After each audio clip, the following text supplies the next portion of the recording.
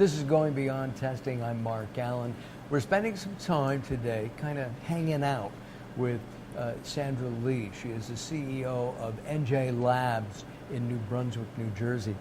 We're going to talk about something I really, honestly don't know anything about. Mycotoxins. We're going to talk about microbial testing, mold, bacteria. But let's do this first thing.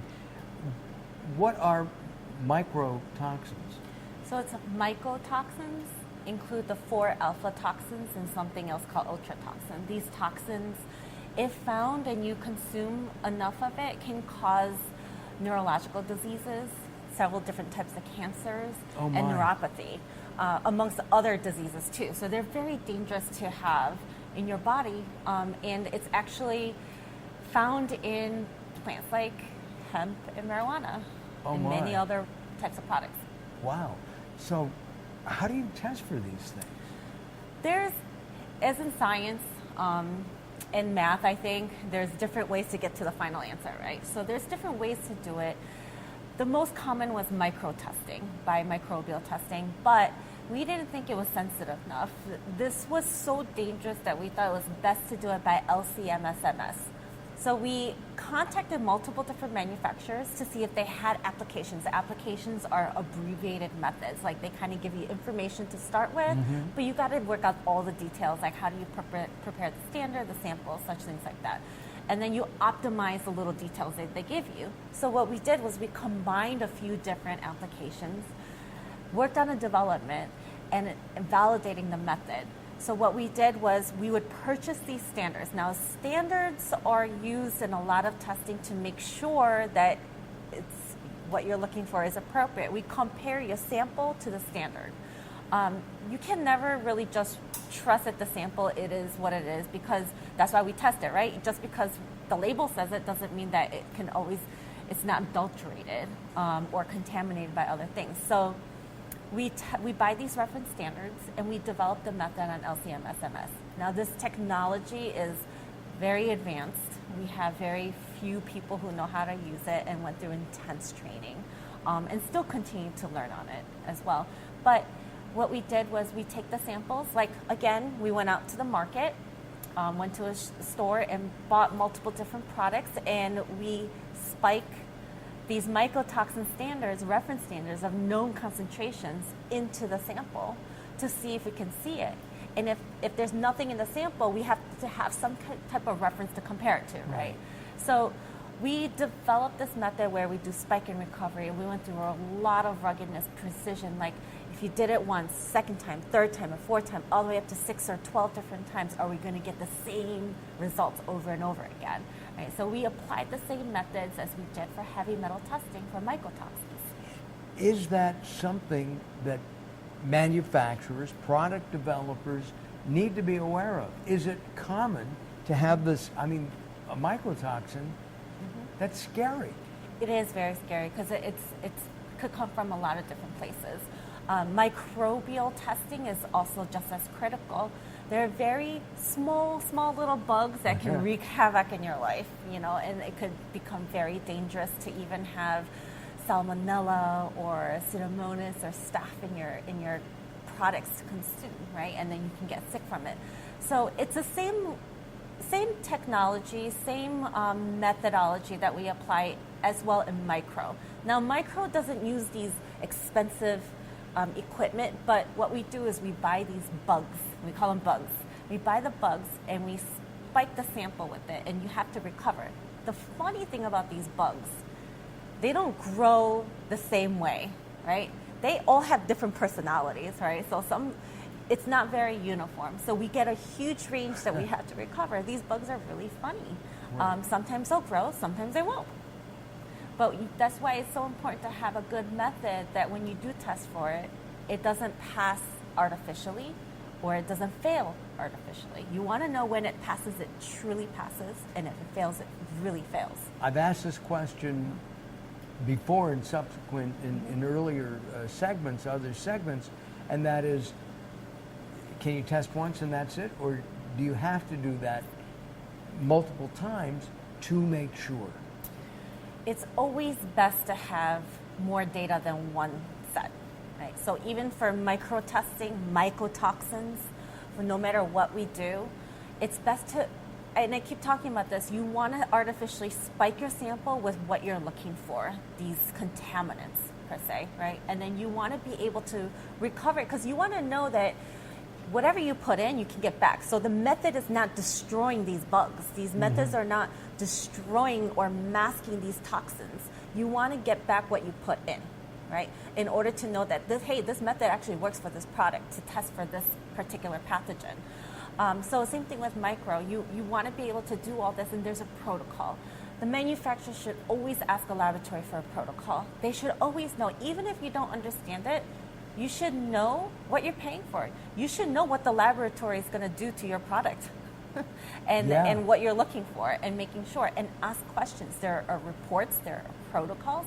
FDA requires that any validations, verifications, or any suitability of microtesting to have a protocol. You need to dictate what you are going to do on paper, and all the parties need to agree to it. When somebody comes to you, do they usually have a protocol, or do they rely on you to say, look, here's what we recommend you do with your product? In most cases, especially supplement, nutraceuticals, or the cannabis industry, they're not going to know. So what we do is we ask them, hey, we ask questions too. You know, we need to have a lot of information in order to start this project. Right. Versus a pharma company who's already going to know what they want. But anybody else, we ask them, what's your specifications? What are you actually looking for? What do you hope to gain from this study? You know, what's your target? What's your goal? And based on that, we typically work with them to write this protocol. We write it and they approve it. And if they don't understand something, they usually ask us questions, and we can explain why we have to do it such a way. A couple of weeks ago, I did something in my spice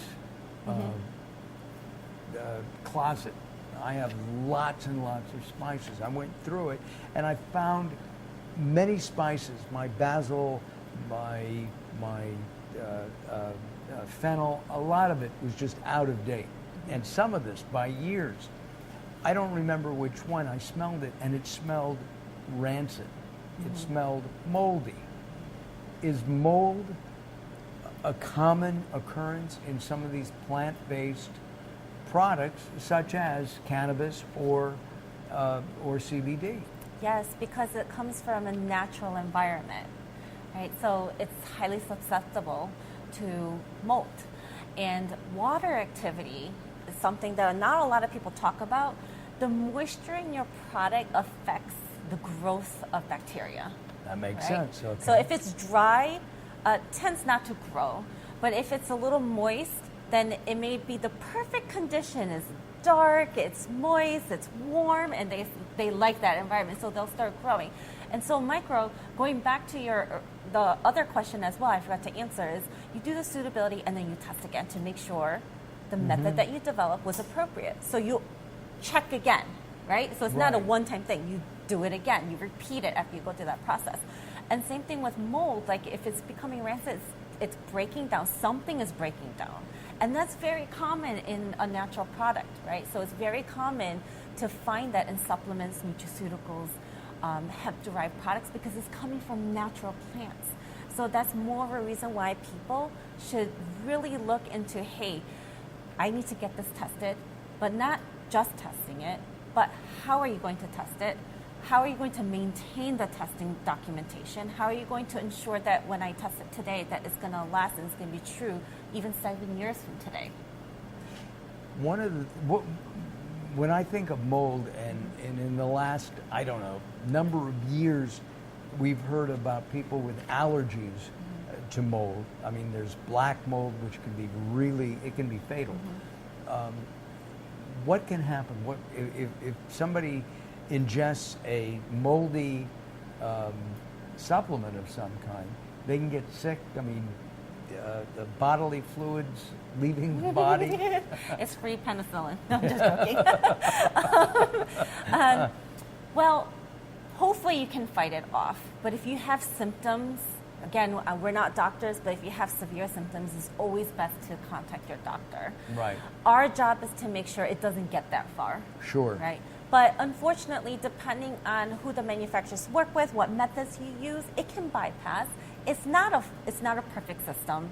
There are some deficiencies here and there. We're not perfect either.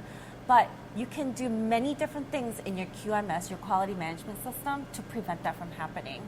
And a laboratory who puts a lot of effort into their QMS and building it as a foundation can catch those things before it gets into the consumer's hands like you and I. Right. And everybody, are consumers, as we've said. In fact, in our next episode, we're going to talk about the fact that everybody is a consumer.